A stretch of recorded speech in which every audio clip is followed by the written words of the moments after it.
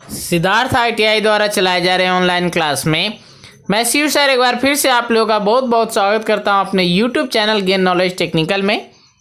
मैं आज आप लोगों के लिए ट्रेड थ्योरी वेल्डर में लेकर आया हूं कुछ इम्पोर्टेंट जो है टॉपिक को, जिस टॉपिक को समझना अति आवश्यक है और बिना इस टॉपिक के भी समझे आगे बढ़ना या फिर वेल्डिंग करते समय कुछ परेशानी आना, ये सब इसी से जुड़े हैं। तो चलिए शुरू करते हैं और आते हैं अपने टॉपिक पे। साथ ही आपसे आग्रह करते हैं कि अगर अभी तक आप लोगों ने हमारे YouTube चैनल को सब्सक्राइब नहीं किया है तो जल्द से जल्द सब्सक्राइब करें और लाइक शेयर कमेंट करना ना भूलें। तो अपने टॉपिक पे आते हैं और देखते हैं कि क्या कहता है। तो देखिए, हमारा जो पहला टॉपिक है वो है कंबशन रेशियो, जिसको हम ज्वलनशीलता का अनुपात कहते हैं। ज्वलनशीलता का अनुपात हर एक जो है आपका गैस का अलग अलग होता है। आपके स्क्रीन पर जो दिखाया जा रहा है इसमें देखिए, सबका अलग अलग गैसों का जो है ज्वलनशीलता का अनुपात अलग अलग दिया गया है। ज्वलनशीलता का अनुपात ऑक्सीजन की वह आयतन होती है जो ईंधन गैस के एक आयतन की संपूर्ण ज्वलनशीलता के लिए आवश्यक होती है। ऑक्सीजन के लिए इन आयतनों को एक संपूर्ण ज्वलनशीलता के लिए ऑक्सीजन से ईंधन गैस ज्वलनशीलता अनुपात भी कहते हैं। ईंधन गैस की आयतनीय यदि ज्वलनशील अनुपात को गुना कर दिया जाए तो ऑक्सीजन सैद्धांतिक दर को ज्ञात किया जाता है। अब देखिए, एसिटिलीन गैस है, इसकी ज्वलनशीलता का अनुपात होता है 2.5। मीथेन गैस है, इसका ज्वलनशीलता का अनुपात होता है 2.0। इथेन है, इसका होता है 3.5। प्रोपेन है, इसका होता है 5.0। ब्यूटेन है, इसका होता है 6.5 और हाइड्रोजन है जिसका होता है 0.5। तो ये हमारा रेशियो है ज्वलनशीलता का। अब आगे बढ़ते हैं, देखते हैं अगला हमारा टॉपिक है हीट ऑफ कंबशन, ज्वलनशीलता का ताप। वो था हमारा ज्वलनशीलता का अनुपात, ये है मेरा ज्वलनशीलता का ताप, जो हर एक जो है आपका गैस के लिए अलग अलग होता है। ईंधन गैस की ज्वलनशीलता का ताप आपका उसकी हीटिंग विशिष्टताओं को निर्धारित करने के लिए एक महत्वपूर्ण गुण है। कुछ सामान्य जो है ईंधन गैसों की ज्वलनशीलता का ताप का जो आपका हम चार्ट आपके स्क्रीन पर दिखा रहे हैं, जैसा कि आप देख रहे हैं आपके स्क्रीन पर दिखाई दिया जा रहा है।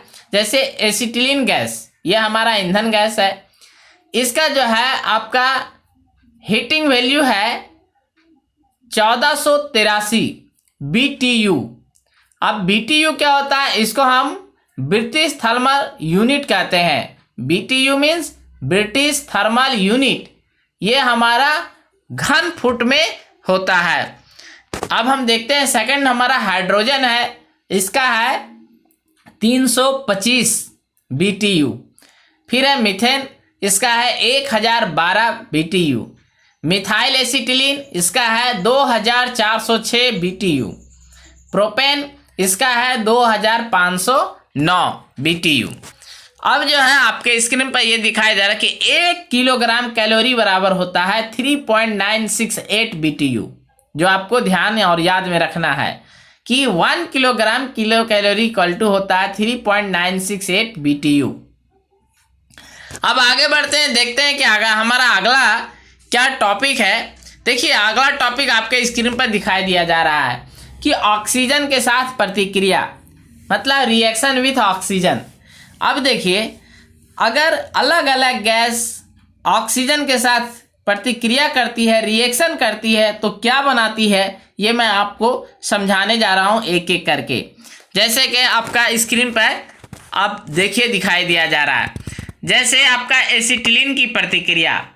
अगर मान लीजिए कि एसिटिलीन गैस आपका ऑक्सीजन से रिएक्शन करती है तो क्या बनाती है, तो स्क्रीन पर आपका दिखाई दिया जा रहा है कि एसिटिलीन गैस जब ऑक्सीजन से प्रतिक्रिया करती है तो ये कार्बन डाइऑक्साइड और H2O जल बनाती है।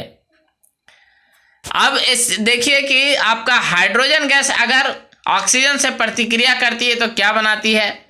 हाइड्रोजन गैस जब ऑक्सीजन से प्रतिक्रिया करती है तो आपका जल का निर्माण होता है। H2 प्लस हाफ O2 दिया हुआ है तो हमारा H2O बना। H2 प्लस O2 ये बैलेंस करने के लिए हाफ दिया हुआ है तो हमारा H2O बना। ठीक है, अब आगे बढ़ते हैं, देखते हैं कि और कुछ, जैसे मीथेन गैस से अगर ऑक्सीजन रिएक्शन करती है तो क्या बनाती है। तो मीथेन के साथ जब ऑक्सीजन गैस रिएक्शन करती है तो यह कार्बन डाइऑक्साइड का निर्माण करती है, साथ ही जल बनता है। अगर मिथाइल एसिटिलीन से रिएक्शन करती है तो क्या बनाती है, तो मिथाइल एसिटिलीन से भी रिएक्शन करके कार्बन डाइऑक्साइड का निर्माण करती है प्लस जल बनता है। अगर प्रोपेन से रिएक्शन करती है तो क्या बनाती है, तो ये भी जो है हमारा कार्बन डाइऑक्साइड का निर्माण करती है और साथ ही जल का भी निर्माण होता है।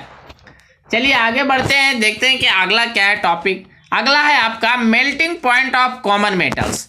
वेल्डिंग करते समय कुछ ऐसे धातु हैं जिनका मेल्टिंग पॉइंट हमको याद रखना होगा कि कितना जो है इनका मेल्टिंग पॉइंट होता है, ताकि वेल्डिंग के समय हमें सुविधा हो सके।